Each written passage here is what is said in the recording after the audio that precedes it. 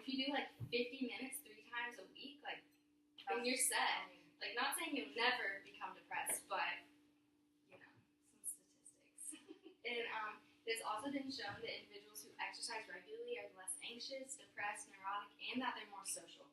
So, like, I don't know if any of y'all have been depressed, you don't have to share that, but when people are depressed, they feel alone. Like, they feel like they're by themselves and, like, just, like, have to face this alone. But when you exercise, like, it makes you want to be more social. And, like, you can even tie that into trying to find a friend who wants to work out with you. Or, like, there's a running group on campus, like, GC Prowlers. Yeah, I've GC seen Prowlers. who Yeah. does that. See, so, like, you can reach out to them, and, like, that way, like, you won't have to be alone while working out. And so, like, you can talk to somebody, maybe not about, like, what's going on in your life, but, like, just having that socialization makes you, like, in a better mood and happier. And so this is a graph from a research article, and there was 6 weeks of the treatment. So, like, either people who were clinically depressed did exercise for 6 weeks, took medication for 6 weeks, or did exercise and took medication for 6 weeks. And so this is their results after the 6 weeks. So in the exercise group, almost 90% of them had fully recovered.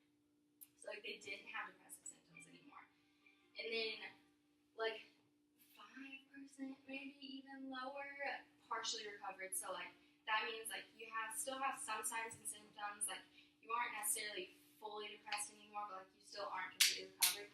And then, like, maybe around 10% relapse, which means, like, their symptoms completely went away, but then they came back eventually.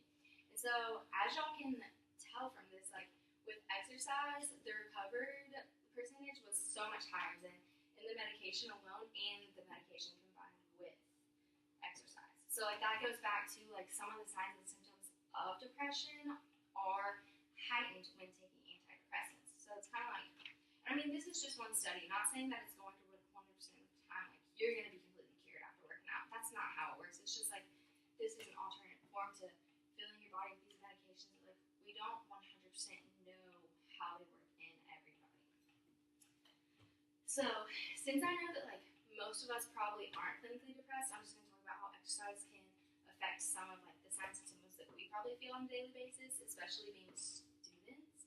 Like, I'm sure right now we're probably all at least stressed out a little bit, just because, like, first of all, like, if we're seniors, we have to figure out what we want to do with the rest of our lives in 3 weeks, and then, like, if we're juniors, I know, like, I already kind of start feeling stressed when I think about the future. I'm like, what am I going to do? Like, I'm not going to do anything. I got this degree, and it's not even going to get me anywhere. So, like, we all get stressed out sometimes. And so, what is stress? Stress is, like, anything that causes a threat to our body's equilibrium. So, like, working out, that's a stress.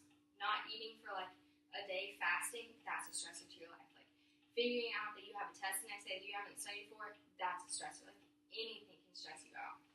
And stress isn't always a bad thing. Like, a little bit of stress each day, like, every now and then is good for you. Like, I know people who fast every once in a while just to, like, stress out their bodies so that they'll grow back stronger. Like, when you work out, you stress your muscles and you completely break them down. But, like, you know, like, after, like, I'm sure all of you have done this, I know I have. Like, I'll go and work out and push it to my limits, and then the next day, like, I'm like, oh, okay, like, gotta walk around like this, like, can't bend my legs, and that's because of, like, the amount of damage that you've done to your muscles. But eventually you grow back stronger, and so the next time you go to the gym, you can lift more, like, you can work for a longer time. So, like, stress is good just because you go back stronger.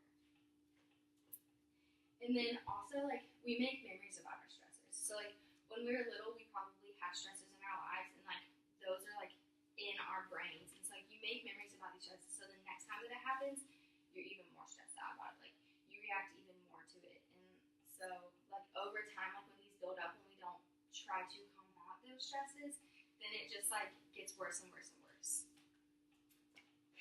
And, like, when you grew up, if one of your parents was, like, super stressed out all the time, when something bad happened, they freaked out, like, had panic attacks and stuff, you're more likely to be like that when you get older. So it's, like, and I'm sure, like, y'all have noticed that, like, I don't freak out as much just because I was mainly raised by my mom, and, like, she really doesn't talk about things that stress her out and stuff, but I know people who, like, their parents do have a lot of stress in their lives, and, like, they react to it, like, go all out, like, it freaks them out, and, like, they talk about it all the time, and so, like, then some of my friends are also stressed out like that.